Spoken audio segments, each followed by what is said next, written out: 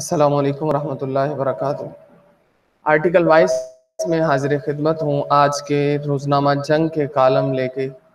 Column نگاروں کے column آج سے انشاءاللہ ہم تمام کالم نگاروں کے کالم کا سلسلہ جو ہے وہ شروع کرنے لگے ہیں۔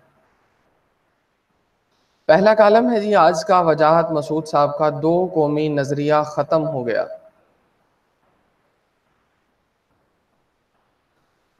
کالم کے آغاز سے قبل بتاتا چلوں کہ اگر ابھی تک آپ نے ہمارے چینل آرٹیکل وائس کو سبسکرائب نہیں کیا تو فوراً سبسکرائب کریں، کیونکہ آرٹیکل وائس چینل سے حاصل ہونے والی رقم AK پبلک سکول کے یتیم، غریب اور مسکین بچوں کی تعلیمی کفالت پر خرچ کی جاتی ہے۔ تو آپ کی اس نیکی کے اندر تعاون اور حصہ بھی ہو جائے گا، تو فوراً آپ جو ہے اس کے اندر اپنا حصہ ڈال دیجیے۔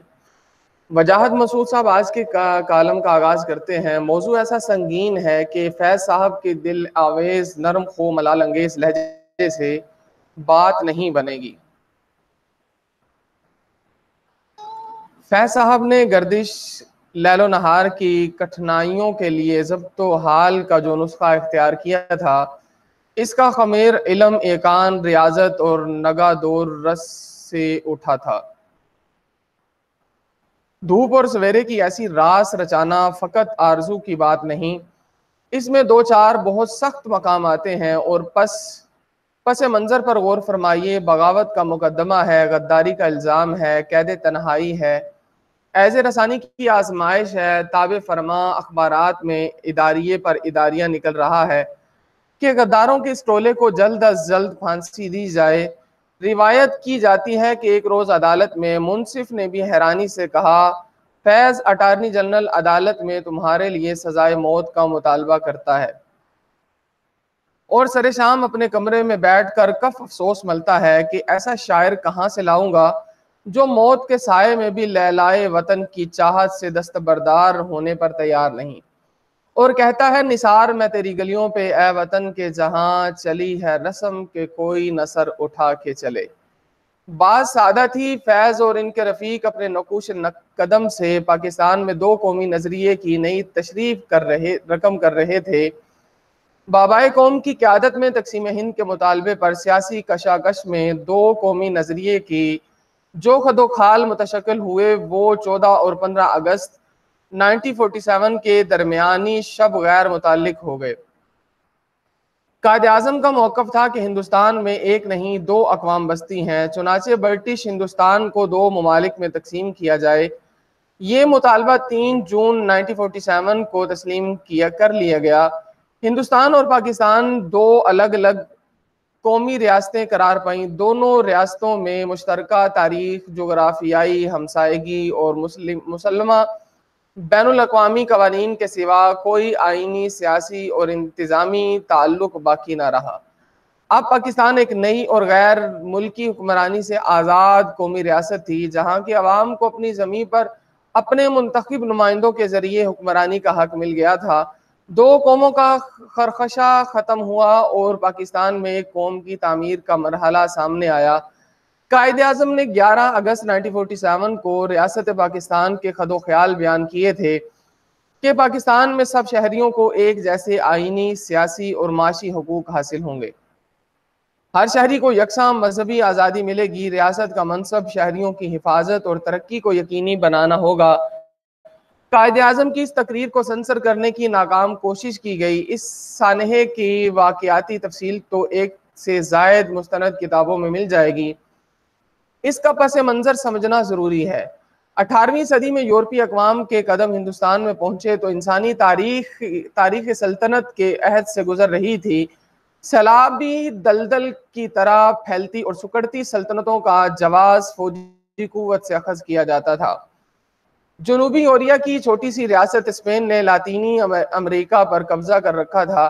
باسفورس کے ساحلوں سے نکل کر سلطنت عثمانیہ نے مشرقی یورپ اور مشرقی وسطی تک قدم پھیلا رکھے تھے۔ وسط ایشیا پر زار روس کا سکہ چلتا تھا۔ وسط ایشیا میں شکست کھانے والے افغانستان کے راستے ہندوستان پر چڑھ دوڑتے تھے۔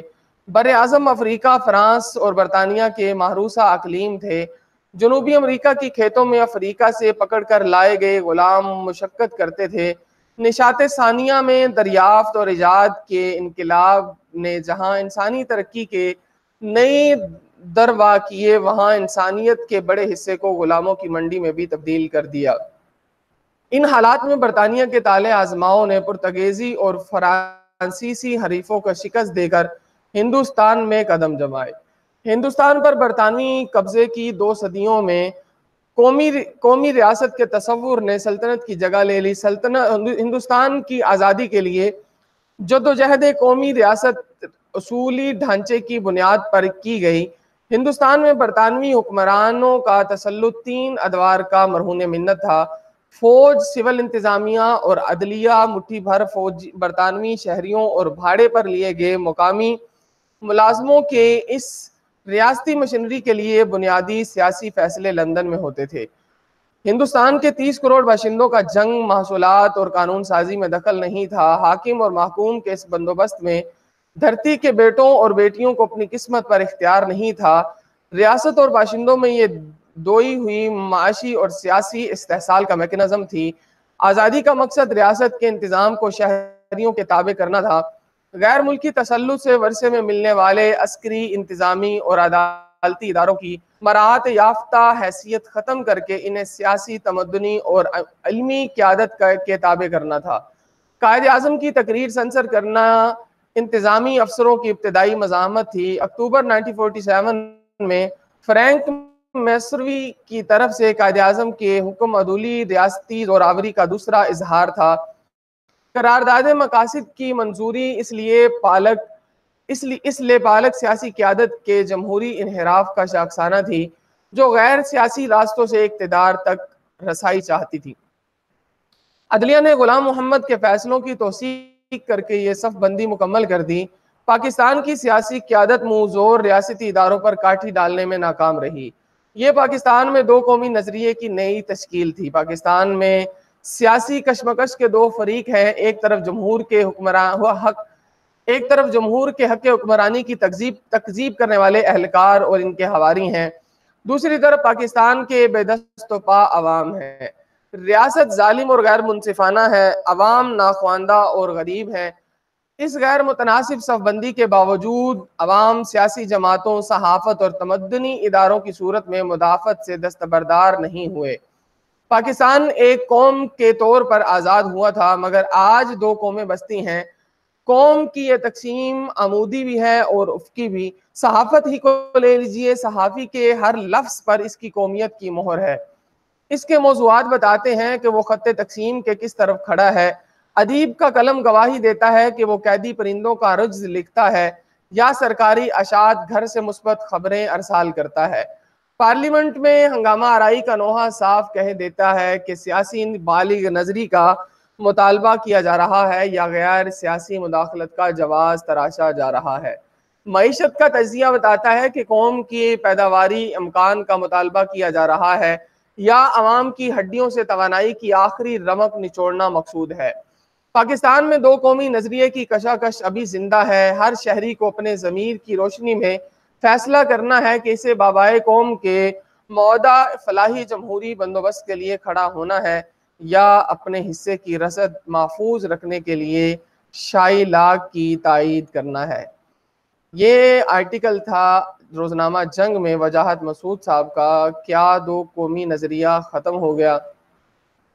اگر ابھی تک آپ نے ہمارے چینل آرٹیکل وائس کو سبسکرائب نہیں کیا تو فوراً کر لیں، کیونکہ آرٹیکل وائس چینل سے حاصل ہونے والی رقم یتیم، غریب اور مسکین بچوں کی تعلیمی کفالت پر خرچ کی جاتی ہے۔